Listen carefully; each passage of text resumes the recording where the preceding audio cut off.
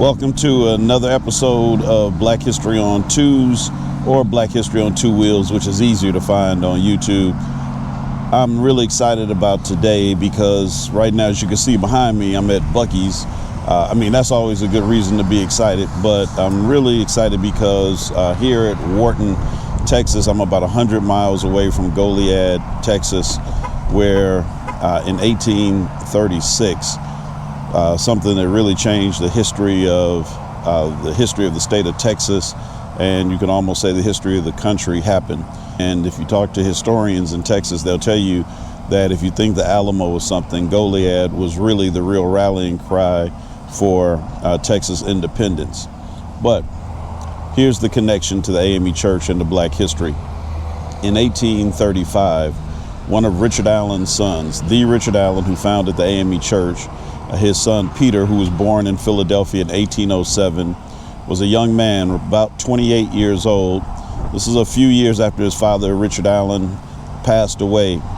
Decided to leave Philadelphia. Check this. 1835, left Philadelphia and moved to Huntsville, Alabama, into the deep South. He had never been enslaved himself. He really grew up a privileged life. When he was born, his father was already world famous and had considerable means by the time he came of age.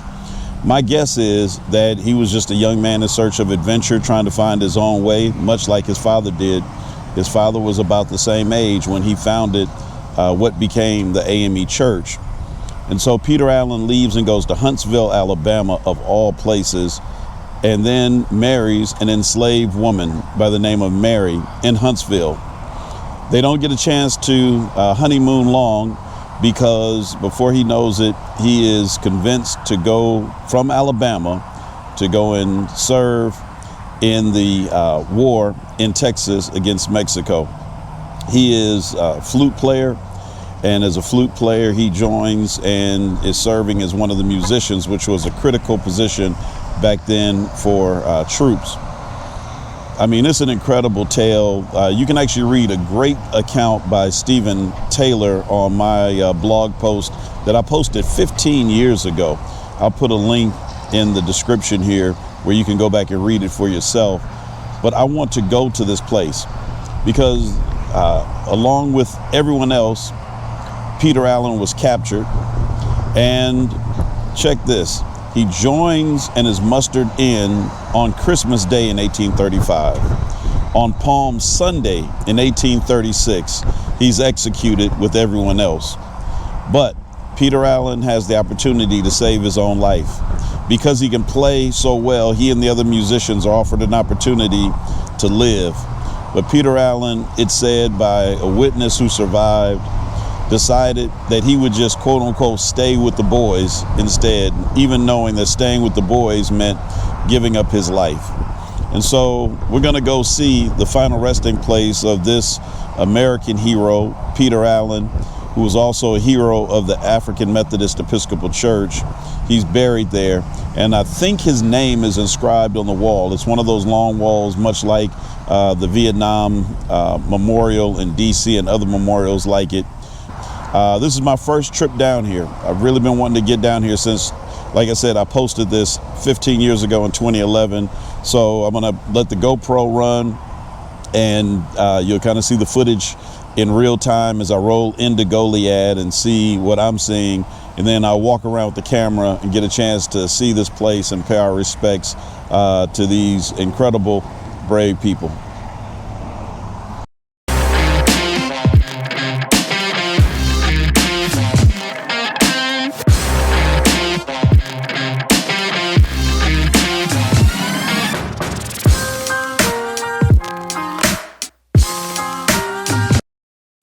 And these men were captured by the Mexican army and executed, including Peter Allen, who is buried somewhere around here.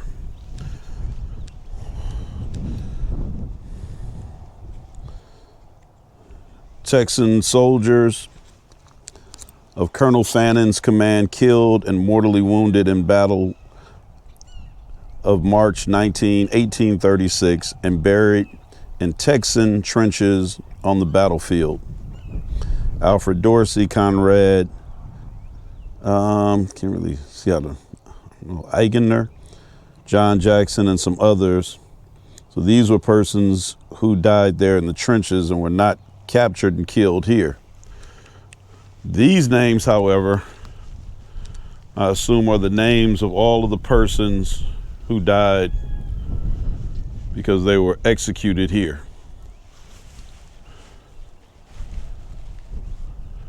It's almost like the wall for Vietnam. Gotta tell you, it's kind of really a strange feeling here. I'm looking for Peter Allen's name.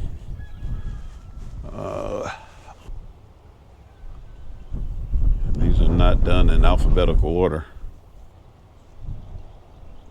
Really, any order. Oh my God, there it is. Maybe it is alphabetical.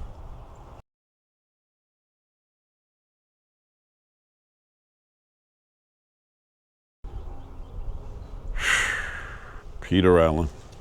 There it is. Right there.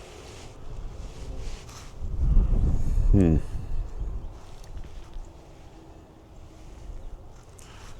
can only imagine what receiving this news must have done to his mother, who had just a few years earlier lost her husband, Bishop Allen, who died in 1831. She would live another almost 13 years after this incident. No mother wants to bury their child. I'm sure that when he left for Alabama, they probably thought that trouble was going to happen anyway. But the worst that they may have imagined would have been that he would have been captured or accused of being a runaway and enslaved. But instead, this happened, which is worse than that, because at least in slavery you could somehow possibly get your way out. But there's no coming back from this one. So, in any event, let's walk over here a little bit before we get out of here, see what's here. It's a statue of some kind. If you ever get down Route 59, this is not far from Corpus Christi. It's not all that close either, but it's kind of in that area of Texas.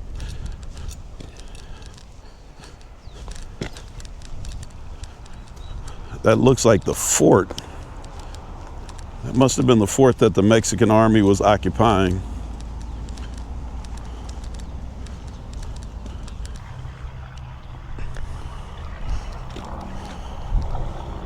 So this is the Angel of Goliad.